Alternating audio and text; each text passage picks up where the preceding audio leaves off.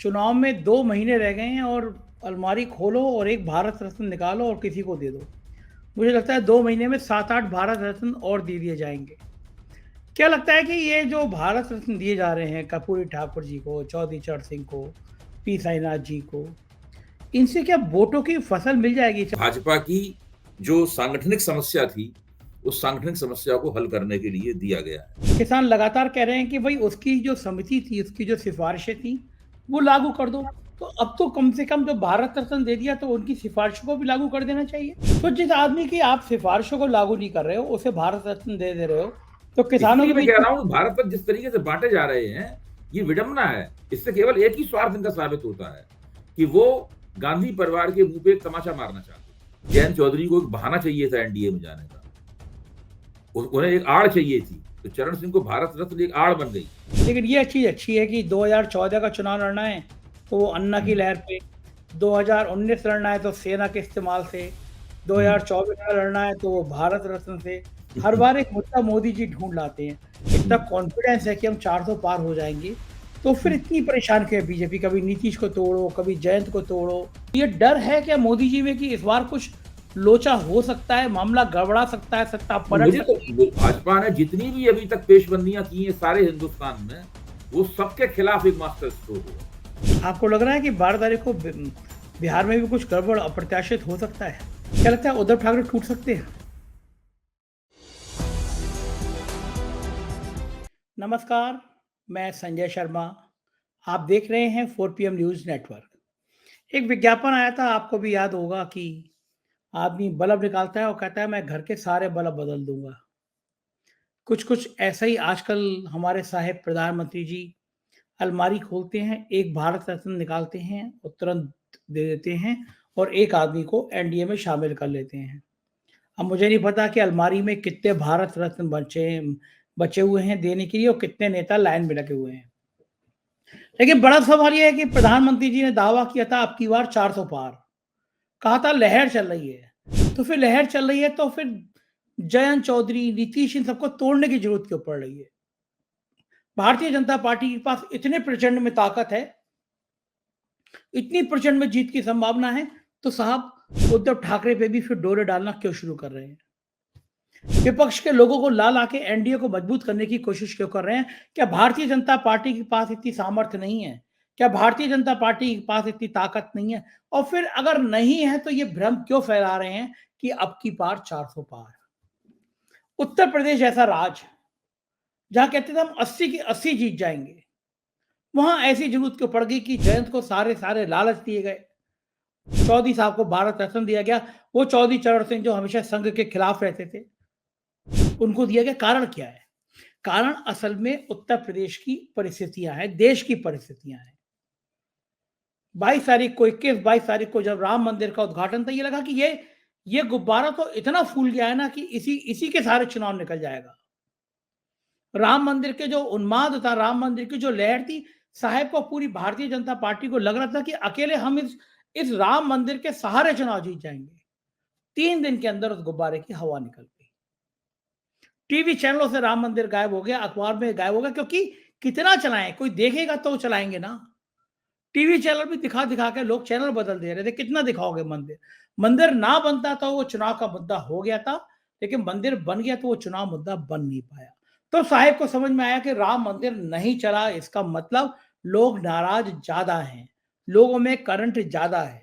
मैं भी दिल्ली गया, एक बहुत सीनियर जर्नलिस्ट मुझे मिले एक जगह, और उन्होंने मुझसे बहुत कायदे की बात कही। उन्होंने कहा कि मैं भारतीय जनता पार्टी के बड़े नेता से मिला और मैंने कहा कि आप इंडिया शाइनिंग की तरह गलतफहमी में मत रहिए, जनता का नब्ज देखिए। सुधीर चौधरी के, अंजना ओम कश्यप के, रूप का लियाकत के शो देखिए, उनके नीचे व्यूअरशिप देखिए। लोग नहीं देख रहे हैं। क्यों 4 पीएम को लाखों करोड़ों लोग देख रहे हैं? क्योंकि वो सत्ता से सवाल कर रहा है। इसका मतलब जनता का मूड ये है कि जो सरकार से सवाल कर रहा है, जो सरकार की गलत नीतियों पे बात कर रहा है, जनता उसे पसंद कर रही है। ये जनता का मूड बता रहा है, जनता का टेस्ट बता रहा है। गोदी मीडिया आपको 400 बताता रहेगा। अभी आज तक ने सर्वे किया, बताइए इतना ज्यादा भक्त चैनल, जिसको करोड़ों रुपए के, अरबों रुपए के विज्ञापन दिए जाते हैं, वो भी बता रहा है कि भारतीय जनता पार्टी के लगभग 302 के आसपास, यानी पिछली बार से सीटें कम। कहाँ चला गया वो उन्माद, राम मंदिर का उन्माद, 400 पार, पिछली बार से ज़्यादा सीटें कम। दरअसल साहब की हालत खराब है, साहब परेशान है, साहब को लग रहा है कि कई राज्यों में स्थिति फंसी हुई है, बंगाल, कर्नाटक जैसे राज्य संभल नहीं रहे हैं, तो फिर जाहिर है नई पेच बिछाई जा रहे हैं, नई शतरंज की बिसात बिछाई जा रही है। भारत रत्न के बहाने कहीं न कहीं गोटे फिट की जा रही हैं। प्रोफ़ेसर अभय दुबे जी, देश के जाने-माने पत्रकार, तमाम बड़े टीवी चैनलों पे आप देखते रहते हैं। मैंने उनसे राजनीति के इस पहलू को समझने की कोशिश की है, उनसे बातचीत करने की कोशिश की है, समझना चाहा है कि साहब की परेशानी के पीछे कारण क्या है। ले चलता हूँ, पूरा इंटरव्यू देखिएगा, रिक्वेस्ट है चैनल को जॉइन कीजिएगा, सब्सक्राइब करिएगा, अपनी राय से अवगत कराइएगा। चलते हैं अभय दुबे जी के पास। स्वागत है अभय दुबे जी आपका 4 पीएम न्यूज़ नेटवर्क में। भारत रत्न इस तरह बँट रहा है कि लोग हैरान हैं। चुनाव में 2 महीने रह गए हैं और अलमारी खोलो और एक भारत रत्न निकालो और किसी को दे दो। मुझे लगता है 2 महीने में 7-8 भारत रत्न और दे दिए जाएँगे। क्या लगता है कि ये जो भारत रत्न दिए जा रहे हैं कर्पूरी ठाकुर जी को, चौधरी चरण सिंह को, पी साईनाथ जी को, इनसे क्या वोटों की फसल मिल जाएगी? चलो चौधरी चरण सिंह को मैंने मान लिया कि आपको जाट बहुत लुभाने हैं, कर्पूरी ठाकुर जी बिहार, लेकिन पी साईनाथ जिनकी आप जो उनकी रिपोर्ट्स थी, जो आज तक लागू नहीं की गई, किसान लंबे समय से माँग कर रहे हैं कि उनकी जो रिपोर्ट्स है वो लागू कर दो। ये अचानक ये पिटारा खुल क्यों रहा है? और इस पिटारे को खुलने के राजनीतिक मतलब क्या हैं? देखिए, मुझे तो ये लगता है कि देश के सर्वोच्च सम्मान सम्मान को अगर आप फौरी राजनीतिक लाभ देने के लिए इस्तेमाल करने लगे हैं, एक औजार में बदल दें उसके, तो ये हमारी राजनीति की बहुत बड़ी विडंबना है। इससे भारतीय लोकतंत्र का स्तर बहुत गिरता है और भारतीय जनता पार्टी की अपनी उस राजनीति का स्तर भी गिरता है, जिसका स्तर किसी ज़माने में अटल बिहारी वाजपेयी और लाल कृष्ण आडवाणी ने स्थापित किया था। हालाँकि भारत रत्न पाने वालों में लाल कृष्ण आडवाणी का भी नाम है। लेकिन उनके साथ जो पिछले 10 साल में व्यवहार किया गया, हम सब लोग उस बात को अच्छी तरीके से जानते हैं। उनको ज़बरदस्ती उनकी इच्छा के विपरीत भारत मार्गदर्शक मंडल में डाल दिया गया और वो केवल अपने घर में ही सीमित होकर रह गए।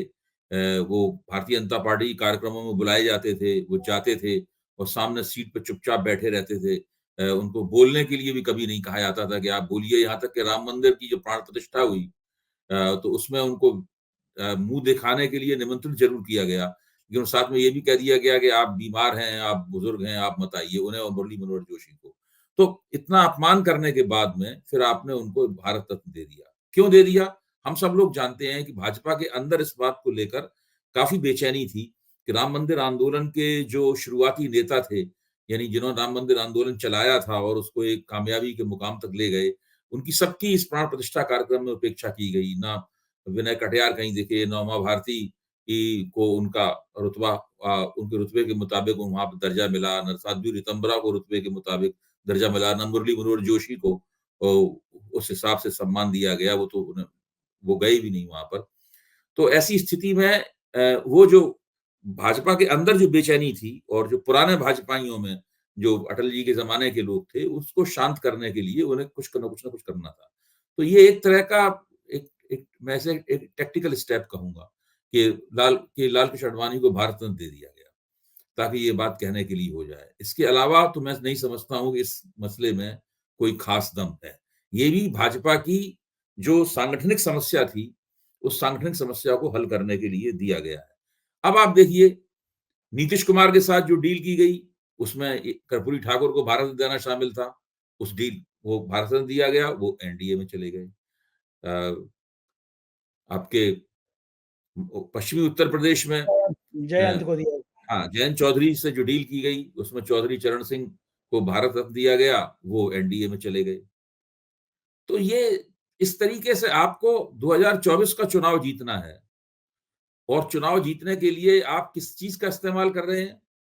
देश के सर्वोच्च सम्मान का इस्तेमाल कर रहे हैं, भारत रत्न का। मुझे तो ये काफ़ी शर्मनाक जैसा लगता है।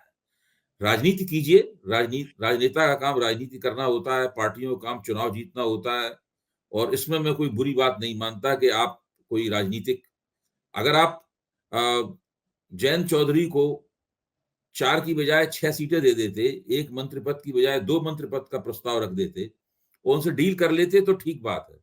अब उन चौधरी चरण सिंह को भारत रत्न दे रहे हैं जिन चौधरी चरण सिंह ने कभी लोकदल के अपने कार्यकर्ताओं नेताओं को आदेश दिया था कि अगर उनके क्षेत्र में कभी संघ और भाजपा की कोई मीटिंग हो तो उसे होने मत दें। आप सोचिए, उन चौधरी चरण सिंह को आप भारत रत्न दे रहे हैं जिन्होंने जनता पार्टी के अंदर दुहरी सदस्यता के खिलाफ अभियान चलाया था, जिसमें साफ तौर पे कहा जा रहा था कि आप एक साथ जनता पार्टी के और राष्ट्रीय स्वयंसेवक संघ के सदस्य नहीं हो सकते। मधुमेह जिन्होंने दुहरी सदस्यता का मसला उठाया था, वो दरअसल चौधरी चरण सिंह के साथ लोकदल में ही थे। उन्होंने ही चौधरी चरण सिंह का हाथ भी उस पूरी मुहिम की पीठ पर था। तो उन चौधरी चरण को आज आप भारत रत्न दे रहे हैं। चौधरी चरण आर्य समाजी प्रवृत्तियों के थे। वो आज देश में ज्यादातर आर्य समाजी भाजपा के साथ हैं, लेकिन उन्होंने कभी हिंदू राष्ट्रवादी राजनीति को पसंद नहीं किया। तो ये जो किया गया है वो ऐसा नहीं है जिसकी किसी भी तरीके से प्रशंसा की जाए। अच्छा, ये बढ़िया है कि अभय आप जी कर्पूरी ठाकुर को देख लीजिए, एक कर्पूरी ठाकुर का भी उदाहरण देखिए। कर्पूरी ठाकुर ने जब एक बहुत ही खास तरह का आरक्षण का मॉडल बनाया और उन्होंने अपने मुख्यमंत्रित्व में उसको लागू किया, तो उनकी सरकार को जनसंघ का समर्थन हासिल था। लेकिन जैसे ही उन्होंने आरक्षण दिया, वैसे ही जनसंघियों ने उनका विरोध करना शुरू कर दिया। 5 जन ऑर्गेनाइजर में लिखा गया कि ये बंदा तो शूद्र क्रांति करना चाहता है, और उसके बाद उन लोगों ने कर्पूरी ठाकुर की सरकार गिरा दी। जी। ये बढ़िया है कि किसान लगातार जिस आप शख्स को आप भारत रत्न दे रहे हैं, किसान लगातार कह रहे हैं कि भई उसकी जो समिति थी, उसकी जो सिफ़ारिशें थी, वो लागू कर दो। तो अब तो कम से कम जब भारत रत्न दे दिया तो उनकी सिफ़ारिशों को भी लागू कर देना चाहिए। नहीं, बिल्कुल नहीं करेंगे। वो उनकी सिफारिशों को बिल्कुल लागू नहीं करेंगे। एमएस स्वामीनाथन स्वामीनाथन समिति की सिफारिशों को लागू ये सरकार करने से पहले ही इनकार कर चुकी है। सरकार अदालत में ये कह चुकी है कि अगर एमएस स्वामीनाथन की सिफारिशों के मुताबिक हमने एमएसपी दिया, न्यूनतम लाभकारी मूल्य दिया, तो अर्थव्यवस्था का कबाड़ा निकल जाएगा। तो वो तो बिल्कुल नहीं लागू करेंगे। तो देखिए, देश के शुरू-शुरू में जब नरेंद्र मोदी सत्ता में आए थे, तो भाजपा ने ताल ठोक कर ये कहा था कि हम स्वामीनाथन समिति की सिफारिशों को लागू करेंगे। कांग्रेसियों ने सिफारिशों को लागू नहीं किया, हम करके दिखाएँगे। लेकिन धीरे-धीरे उनकी राय बदलती चली गई। फिर वो कहने लगे कि पहले हीला-हवाला किया और उसके बाद अदालत में जाके पूरी तरीके से उससे मना कर दिया। तो ये तो बिल्कुल प्रतिबद्ध हैं उन सिफारिशों को लागू न करने के लिए। अच्छा, ये और बढ़िया रिकॉर्ड है। पे है तो ये। हाँ, संजय जी, ये रिकॉर्ड पे है। रिकॉर्ड रिकॉर्ड पर पे है। है। तो हुँ। जिस आदमी की आप सिफ़ारिशों को लागू नहीं कर रहे हो, उसे भारत रत्न दे रहे हो, तो किसानों के इसीलिए मैं बीच कह में रहा हूँ भारत पर जिस तरीके से बाँटे जा रहे हैं, ये विडंबना है। देखिए, मैं इस बात को बार-बार कहता हूँ कि भारतीय जनता पार्टी अल्पकालीन राजनीतिक स्वार्थों को ध्यान में रख के ही सारे निर्णय लेती है। अगर उसमें कोई दीर्घकालीन राजनीतिक स्वार्थ सध जाए तो अच्छी बात है। इरादा उनका उसके पीछे ये नहीं होता। आप पीवी नरसिंह राव को आप देखिए, उन्होंने भारत रत्न दिया। क्यों दिया? अब इसमें देखा जाए तो एक बड़ी दिलचस्प बात मैं कहूँगा आपके सामने, 2-3 बात। सबसे ज़्यादा दिलचस्प किस्म का और अ, भारत रत्न पीवी नरसिंह राव को है। पीवी नरसिंह राव कांग्रेस के वो प्रधानमंत्री थे, जिनके देख-रेख में यानी जिनको बाबरी मस्जिद तोड़े जाने से रोकना चाहिए था। लेकिन वो चुपचाप हाथ पर हाथ रख के बैठे रहे। अभी के विक्रम राव ने हेमंत शर्मा की किताब की भूमिका लिखी है। उस भूमिका में उन्होंने ये तक लिखा है कि जिस वक़्त बाबरी मस्जिद टूट रही थी, उस वक़्त पीवी नरसिंह राव एक खास तरह की पूजा कर रहे थे, जिसका मकसद ये था कि बाबरी मस्जिद ठीक से टूट जाए। और यही पीवी नरसिंह राव अगर बाबरी मस्जिद इन्होंने टूटने से बचा ली होती, तो आज नरेंद्र मोदी वहाँ राम मंदिर बनवा कर उसमें प्राण प्रतिष्ठा करने का यश ना बटोर पाते। फिर देखिए आप, इन्हीं पीवी नरसिंह राव के ऊपर अपनी सरकार बचाने के लिए भ्रष्टाचार का इल्ज़ाम लगा। यहाँ तक कि सुप्रीम कोर्ट में एक इल्ज़ाम साबित भी हो गया कि उन्होंने अपने सरकार को बचाने के लिए सांसदों की खरीद-फरोख्त की। तो जो जो व्यक्ति इस तरह का था, जिसका रिकॉर्ड साफ नहीं है, इसके दामन पे दाग लगे हुए हैं, उसको आप भारत रत्न कह रहे हैं। आप कह रहे हो भारत का रत्न है। इससे केवल एक ही स्वार्थ इनका साबित होता है कि वो गांधी परिवार के मुँह पे एक तमाचा मारना चाहते थे। हाँ, नरसिंह राव गांधी परिवार के बीच में खटकी हुई थी। जब नरसिंह राव का देहांत हुआ, तो गांधी परिवार ने उनकी जो पार्थिव देह थी उसको कांग्रेस मुख्यालय में नहीं घुसने दिया। तो इसीलिए आज सवेरे सोनिया जी से जब पूछा गया कि प्रतिक्रिया, तो वो थोड़ी उदास थी। उन्होंने कहा कि ठीक है, आई वेलकम इट। लेकिन ये एक तरह से मोदी कोई ऐसा मौका नहीं छोड़ते इसमें वो गांधी परिवार को आहत ना करें। तो नरसिंह राव को भारत रत्न देकर उन्होंने गांधी परिवार को आहत करने का एक और तरीका खोजा। इसमें मैं कहूंगा कि केवल जो जो चरण सिंह को भारत रत्न दिया गया है वो इनको सीधा सीधा वोटों का कुछ लाभ पहुंचाएगा। देखिए, जाट समाज किसान आंदोलन के जमाने से इनसे नाराज है, सभी जगह का। हरियाणा का जाट समाज, पश्चिमी उत्तर प्रदेश का जाट समाज, पंजाब का जाट समाज, राजस्थान का जाट समाज नाराज है। कहीं कभी न कभी उनकी इस नाराजगी फूटती रहती है। तो वो किसी तरह जाट समाज को खुश करने की कोशिशों में लगे हुए हैं। उत्तर प्रदेश भाजपा का अध्यक्ष एक जाट को बना रखा है उन्होंने। और आप जान ही रहे हैं कि चरण सिंह की मूर्तियों पर और तस्वीरों पर फूल मालाएं तो पिछले 6 महीने से चढ़ाई जा रही हैं। इसकी तस्वीरें भी छप चुकी हैं और लगातार वो कह रहे हैं। अब उनको भारत रत्न देकर और उनके पोते को एनडीए अलायंस में लाकर अगर वो चुनाव जीत गए तो केंद्र में कैबिनेट रैंक का मंत्री बना देंगे जयंत चौधरी को, और 2 स्टेट मिनिस्टर बन जाएंगे जयंत चौधरी के, और 4 या 5 जो भी 4 सीटों की अभी तक खबर आई है, 4 सीटें जो मिलेंगी उनको हो सकता है 4 एमपी हो जाए उनके। उसके बाद विधानसभा चुनाव होगा। विधानसभा चुनाव में भी भाजपा के साथ मिलकर लड़ेंगे तो एमएलए भी बन जाएंगे, और भाजपा अगर उत्तर प्रदेश में जीती तो उत्तर प्रदेश की सत्ता में भी हिस्सेदारी करेंगे। तो आप मलाई मारने के दिन आ गए। अवय जी, जबकि आपको याद होगा कि किसान आंदोलन के दौरान क्या स्थिति हुई थी। टोल प्लाजा के आगे आगे जयंत चौधरी भाग रहे थे और पीछे पीछे पुलिस वाले लाठियां लेके दौड़ रहे थे। सहारनपुर में लाठियां बरसी थी जयंत चौधरी के ऊपर, लाठीचार्ज हुआ था। तो ये सब बर्दाश्त कर ली उन्होंने, ये सब भूल गए और केवल अपनी राजनीतिक गोटी लाल करने के लिए वो भाजपा के साथ चले गए। ये तो देखिए, नीतीश कुमार को भी एक बहाना चाहिए था एनडीए में जाने का, और ये भाजपा से मिलकर उन लोगों ने एक बहाना क्रिएट करवाया, एक बहाना रचवाया, वो है कर्पूरी ठाकुर को भारत रत्न। इसी तरीके से जयंत चौधरी को एक बहाना चाहिए था एनडीए में जाने का, उन्हें एक आड़ चाहिए थी। तो चरण सिंह को भारत रत्न एक आड़ बन गई ताकि वो एक बहाना बना सके, वरना तो कोई तर्क नहीं है। अच्छा, ये अवय जी दी थी उनको जी। हाँ, ये लेकिन ये चीज अच्छी है कि 2014 का चुनाव लड़ना है तो वो अन्ना की लहर पे, 2019 लड़ना है तो सेना के इस्तेमाल से, 2024 में लड़ना है तो वो भारत रत्न से। हर बार एक मुद्दा मोदी जी ढूंढ लाते हैं। लेकिन एक बड़ा सवाल ये है कि अगर 400 पार का नारा इतना बुलंद है, इतना कॉन्फिडेंस है कि हम 400 पार हो जाएंगे, तो फिर इतनी परेशान क्यों है बीजेपी? कभी नीतीश को तोड़ो, कभी जयंत को तोड़ो, कभी उद्धव पे डोरे डालो। ये तो सिर्फ नारा है ना। आप ही देखिए, जो अभी आज तक के ऊपर सर्वे आया है वो देखिए ना आप। कल ही तो आया है सर्वे, अभी तो कुल 24 ही घंटे हुए हैं उस सर्वे को आए हुए। वो कहां भारतीय जनता पार्टी को 400 और एनडीए को 400 चीजें कुल, मेरे ख्याल से उस सर्वे के मुताबिक पूरे एनडीए को 330 या 32 ऐसी कुछ सीटें मिली हैं उसके अंदर, और भाजपा को पिछली बार से कम सीटें मिलती हुई दिखाई गई हैं। हाँ, तो कहां 400 पार हो रहा है? देखिए, और मैं मानता हूं कि जो आज तक का सर्वे दिखाया गया है वो कमोवेश ठीक है। आज की स्थिति में जो विपक्ष बिखरा हुआ है, अभी तक विपक्ष ने ऐसा कोई संकेत नहीं दिया है कि उसमें एकता होगी। मैं तो ये मानता हूं कि एकता करने में जो तमाम देरदार और हीला हवाला हुआ, इसमें भी विभिन्न शक्तियों को बिखर जाने का मौका मिला और विभिन्न शक्तियों को बिखर जाने की प्रेरणा प्राप्त हुई। उन्हें लगा कि इंडिया गठबंधन के साथ रह के क्या होगा। और अभी तक कांग्रेस ने अखिलेश के साथ भी अपनी डील जो है वो फाइनल नहीं की है, आम आदमी पार्टी के साथ भी फाइनल नहीं की है। जो पार्टियां कांग्रेस के साथ डील करना चाहती हैं उनके साथ भी नहीं फाइनल कर रही डील।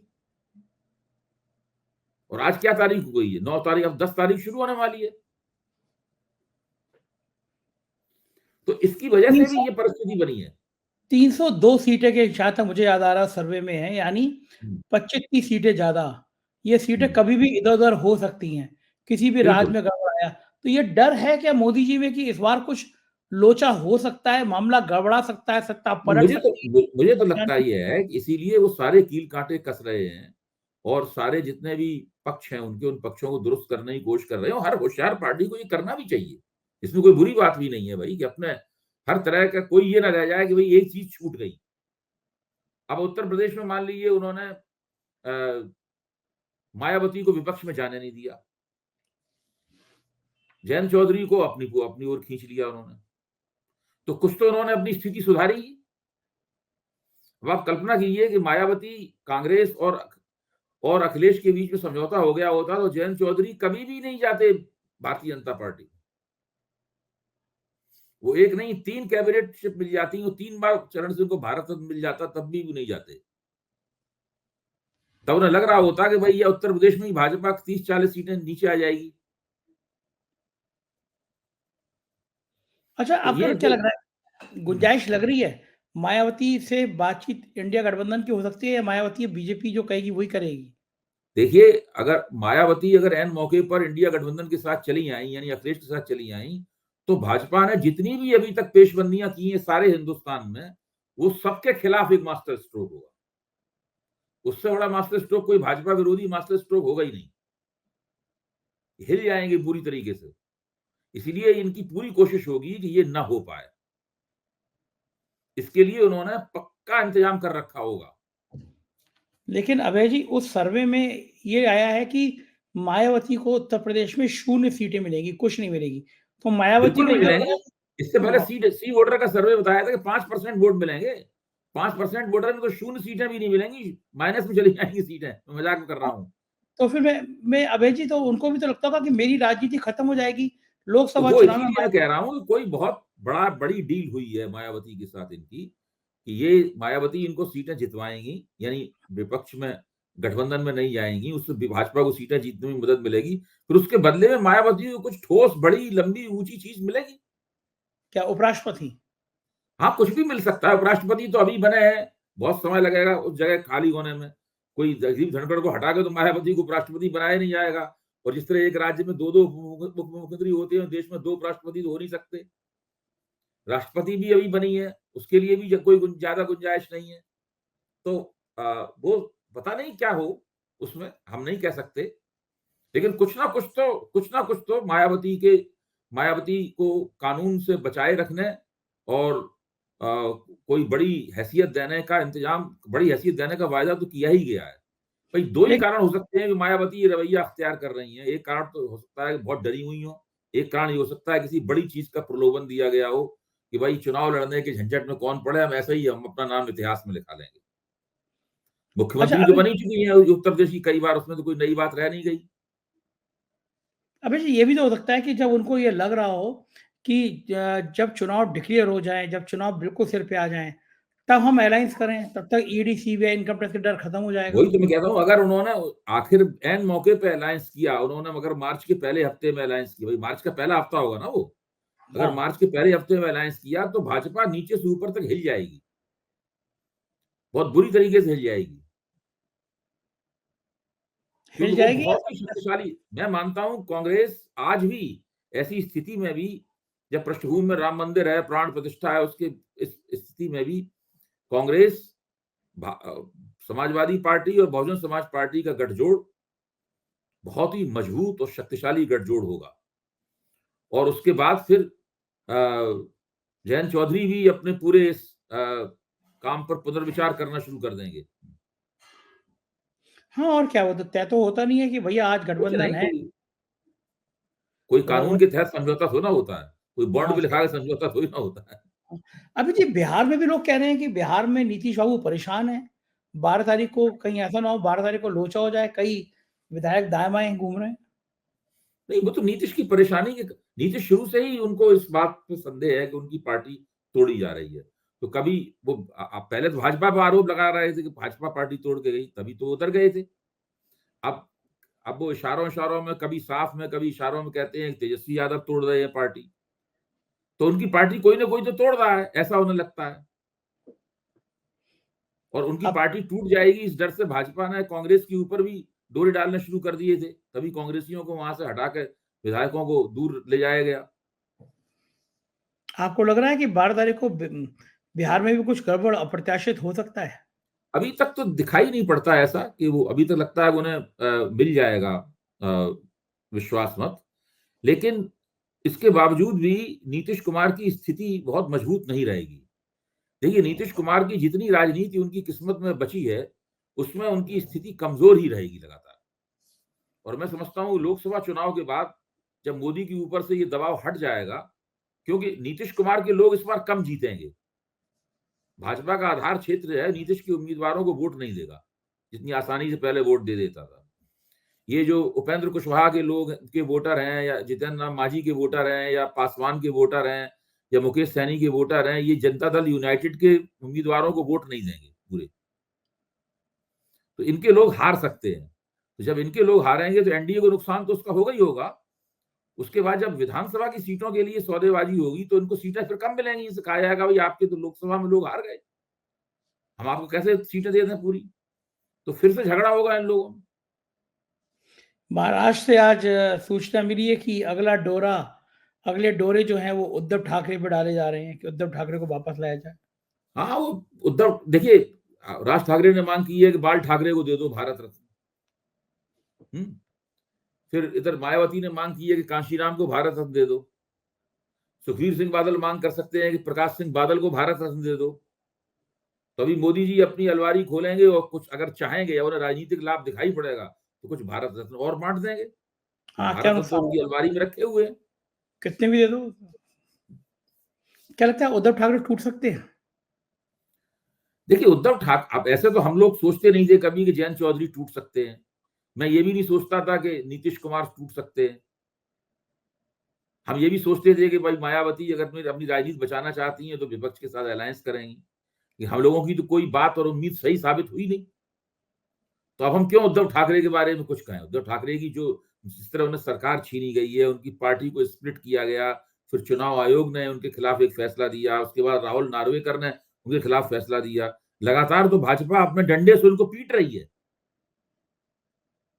इतनी ज्यादा पिटाई और बेइज्जती तो किसी नेता की हुई नहीं है, इतनी उद्धव ठाकरे की हुई है। बुरा हाल कर दिया बिल्कुल। हाँ, बिल्कुल। अच्छा, ये 10 साल बाद अचानक ये श्वेत पत्र लाने की ज़रूरत क्या पड़ी पार्लियामेंट में? देखिए, वही साबित करना चाहते हैं कि ये जो हमेशा इनके ऊपर आरोप लगाया जाता रहा कि कांग्रेस ने जो अच्छी अर्थव्यवस्था इन्हें प्रदान की थी, इन्होंने उसका कबाड़ा कर दिया अर्थव्यवस्था का पूरा। और आज जो जो आंकड़े देते हैं ये जीडीपी वगैरह के, वो सब फर्जी। तो उस सबको चुनाव से पहले उस सबको झुठलाने के लिए ये एक श्वेत पत्र बना के लाए हैं। मैं इसका अध्ययन कर रहा हूं। जब थोड़ी बहुत मेरी उस पर हाथ साफ हो जाएगा, एक आर्थिक दस्तावेज है, तो फिर हम लोग 4 पीएम पे इस पर करेंगे कार्यक्रम। हाँ, क्योंकि लोगों को बड़ा कन्फ्यूज़न है। अच्छा, ये आप कितनी भी प्रैक्टिकल बात करें कि हमने इतनी आर्थिक तरक्की कर दी, आप अभी भी 80 करोड़ लोगों को 2 वक़्त का राशन दे पा रहे हैं जीने के लिए। इसका मतलब वो लोग अभी भी गरीब हैं, परेशान हैं, बेरोज़गारी चरम पर है। तो ऐसे श्वेत पत्रों का मतलब भी क्या होता है? देखिए, होता ये है कि भारत की अर्थव्यवस्था का आकार तो निश्चित रूप से बढ़ रहा है। सरकार कह रही है, सरकार जितना बता रही है उतना नहीं, लेकिन पहले के मुकाबले बढ़ रहा है। उसकी वजह ये है कि भारतीय अर्थव्यवस्था बड़ी बहुमुखी अर्थव्यवस्था है।